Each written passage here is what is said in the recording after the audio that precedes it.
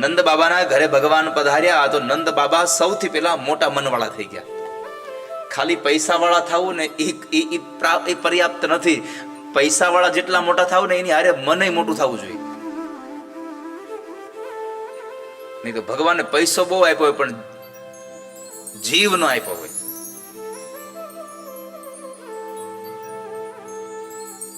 ઘણાથી પૈસો જ ન છૂટે, ગમે તેમ કરો. એક ડોશીમાં હતા, કોઈ નહીં આગળ પાછળ, સંપત્તિ ખૂબ ભેગી કરેલી, પરિવારમાં કોઈ નહીં, એકલા સિવાય.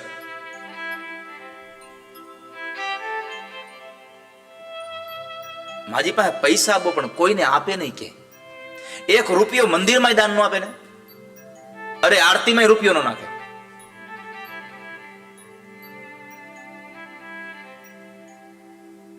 તો બધા લોકો એને કહેવા માંડ્યા, એ માડી પૈસો બહુ ભેગો કર્યો છે, કઈક દાન પુણ્ય કરતા જાઓ.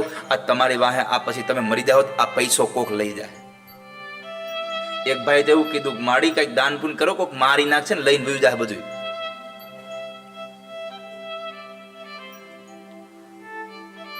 માડી કે ભાઈ હાડકું ભાંગે ને એ હાજુ થાય, પૈસો ભાંગે હાજુ ન થાય. લ્યો,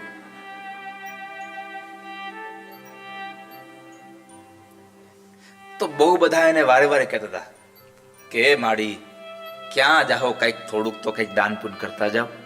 તે માડીને એમ થયું કે હાલા બધા કહે છે ને કઈક કરવું. એમાં બરાબર વૈશાખ મહિનામાં ગામમાં કથા હતી ભાગવતની, અને તડકો એટલો બધો. તે માજીનું ઘર અને કથા મંડપ થોડો દૂર હતો એટલે હાલીને જવું પડે એમ હતું.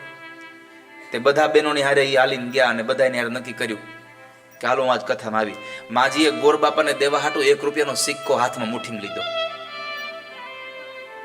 1 રૂપિયો. અમુક નો જીવ આટલો જ હોય. 1 રૂપિયાનો સિક્કો લઈને માજી જાય, આમ પકડી રાખો કચ કચાવીને, પડી ન જાય.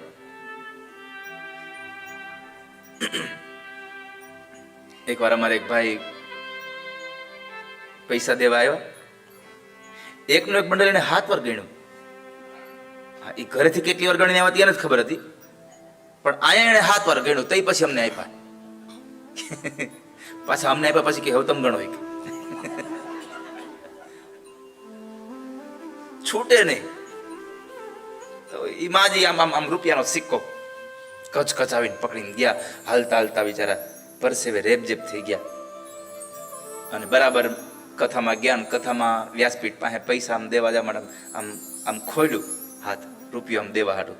ત્યાં આખો એ હથેળી ને આ આખો રૂપિયાનો સિક્કો પરસેવાથી ભીનો થઈ ગયો હતો. તે માજી કે અરે રે રે રે, તને હું આપી દઉં છું, તું આટલો બધો રોષ હોય કે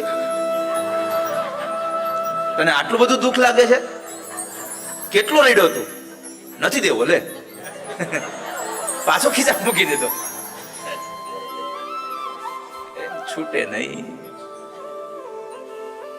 માણસનો પૈસો મોટો થાય એના કરતા માણસનું મન મોટું થવું જોઈએ.